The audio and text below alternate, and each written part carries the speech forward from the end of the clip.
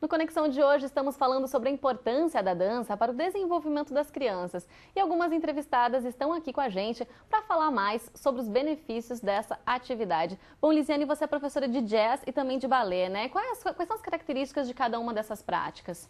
Bom, antes de responder a pergunta, eu gostaria de parabenizar o projeto, que eu achei assim, ó, maravilhoso, porque as crianças vão despertar, de repente desperta pessoas que vão adorar seguir para o resto da vida, né? Sem dúvida não deixa de ser um estímulo, é bem interessante mesmo. Bom, eu acredito assim, ó, eu sempre começo o meu trabalho de jazz sempre pelo balé clássico, né? Para dançar, fazer jazz, tem que começar pelo balé clássico. E a diferença para mim é a seguinte: no balé clássico, tu tem toda uma disciplina, até pela uniforme que tu tem que vestir, tu tem que estar corretamente com o coque feito, a sapatilha, a malha, a meia, a sapatilha, e tu vai ter um conhecimento corporal muito grande, porque eu vou mandar questão de encaixar quadril, né, postura, né? Depois que tu trabalhou isso tudo, aí sim eu acredito que tu possa partir para o jazz, porque a pessoa vai ter esse conhecimento, né? Então ela vai ter condições de executar movimentos maiores, uma amplitude maior de movimentos, sem deixar de trabalhar o correto do corpo, né? Sem estar posturalmente correta, né? Nesse sentido que eu acho que é a diferença de um para o outro, né? No caso de criar consciência corporal em relação a determinadas técnicas, né? E para praticar essas questões, precisa ter um outro tipo de preparo, enfim, paralelo aí fazer alguma academia, alguma coisa? O que vocês indicariam? É um condicionamento físico, a questão da resistência, né? Mas isso quando já for mais adolescente, mais jovem? Sim, quando criança é a questão do lúdico e a questão da consciência corporal. Eu quero saber da mãe, então, como é que foi acompanhar os filhos durante tanto tempo, ainda acompanha, é claro, e também a gente comentar sobre a questão das competições, que isso surge muito quando a gente fala de dança, né, de competições na cidade ou fora da cidade, enfim, como é que foi isso com os teus filhos?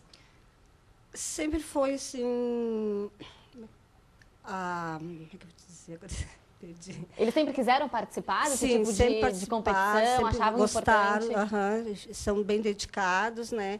A única coisa assim que eu sempre achei pouco apoio, que nem assim as escolas, né? A gente para conseguir manter o funcionamento até na própria escola, a gente teve que batalhar muito junto com a comunidade, sair às vezes pedindo alguma ajuda de custo para manter. E assim, faz 10 anos que a gente começou a fazer um festival, que a gente, daí, assim, alguns pais se propôs a ajudar a conseguir para iluminação, alugar como é que é o nome disso? Ou até o próprio, som, até mesmo o assim, figurino também, que tem que usar durante a apresentação. Isso também deve ter um custo também para os sim, pais. Eles também têm que estar afim disso, pesado. não é verdade? Isso. A gente procura até sempre de um ano para outro utilizar algumas coisas por causa do custo, né, que a gente tem na escola, tem crianças bem carentes, então se torna um pouco difícil. A gente tem que estar sempre correndo atrás para conseguir manter e levar já que nesses 12 anos, né? Isso é um problema dos esportes e da cultura em geral, né? A gente vê bastante isso, né? A falta de apoio, principalmente do governo. Como é que vocês encaram isso, vocês que trabalham na área? Eu assim, eu até faço uma comparação bem simples, assim, né? Um jogador de futebol tem esse investimento, ele enche o estádio. Eu acredito que, porque um Hipólito, né? O Diego Hipólito não vai conseguir encher. Então essa diferença eu não entendo. Eu não consigo até hoje, me questiono por que dessa diferença, né? Eu acho assim, eu acho que o trabalho da gente se configura a partir daquilo que a gente, como a gente se mostra, se a nossa conduta em relação a isso. Quer dizer, se a gente acha que nós somos trabalhadores da dança, nosso trabalho vai ser a dança, vai ser nosso trabalho. E eu acho que a dança tem se posicionado muito bem, até a gente pode ver nas novas políticas culturais, que o Rio Grande do Sul é um dos únicos estados brasileiros que já tem um colegiado de dança separado das artes cênicas. Quer dizer, isso coloca a dança assim como uma comunidade superativa, pensante, que está reagindo, né? E, como estava falando, a questão dos ambientes competitivos, que começaram aqui na década de 80 no Brasil, até assim, o Joinville foi essa exaltação, que continua sendo, né? Eu acho que... Inclusive está rolando o festival em Joinville, mas acho que é preciso incentivar muito os nossos alunos em mostras que não sejam competitivas, porque a própria assim, competição, a instituição competição, o bailarino tem que pagar para se mostrar.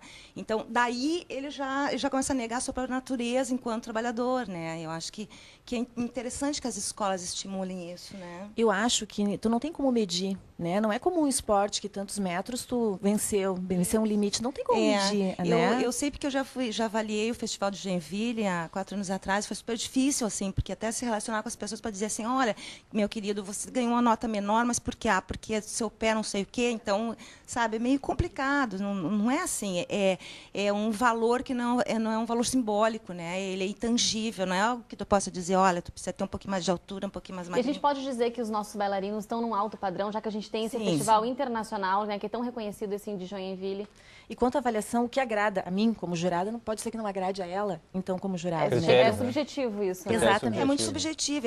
Do ponto de vista que a gente está vendo, como jurado, como bailarino, isso difere muito, né? Bom, e voltando à questão dos benefícios, lá, o que pode ser trabalhado também com a criança, com o adolescente que participa da dança, que pode participar de uma competição, a gente sabe que também gera essa questão da frustração, né, de não ter o primeiro lugar. Como é que vocês trabalham isso com os alunos de vocês? Eu procuro trabalhar sempre nas minhas aulas, assim, ó, que eu não posso comparar com a pessoa que está ao meu lado, com a bailarina que está ao meu lado. Eu tenho que comparar eu comigo mesma, né? Se ontem eu fiz uma atividade que eu não consegui realizar e hoje eu fui melhor, nossa, houve uma grande evolução, né? Nesse sentido que eu trabalho eles. Eu acho que uma outra grande força intuitiva dentro de uma sala de aula é fazer com que os próprios alunos eles desenvolvam fruição crítica, né? Então, olhar e saber respeitar o trabalho do outro, depois mostrar o seu, comentar, ver o que eu posso melhorar, né? Eu acho que isso dá esse caráter de compartilhamento, de cooperação entre as crianças. Esse debate gera uma trabalhar unidade, mais a cooperação do que a questão da competitividade isso, exatamente. E como é que a mãe também, Exatamente o que eu ia perguntar, como é que teus filhos lidam? No caso, assim, eu até sempre levava uma filmadora, filmava, e para depois, em sala de aula, mostrar aonde que eles erraram, aonde que eles evoluíram bastante, porque o grupo, que nem da Lise, eu acho assim que cada ano tem uma evolução para o tipo de tempo que eles têm, 1h30, mais ou menos, né, Lise, por 2 vezes por semana, eles estão num grau bem evoluído, assim, sabe? O grupo se dedica bastante, está sempre unido. Então, eu sempre procuro incentivar, e não como crítica aonde que eles erraram, mas para que eles possam melhorar, que daí, às vezes, assim, ó, porque senão, às vezes, entre eles até surge, às vezes, porque tu errou, aquela, sabe? Então, para não ter aquele jogo de empurra-empurra, então, se tu se olhar, fica mais fácil de se avaliar.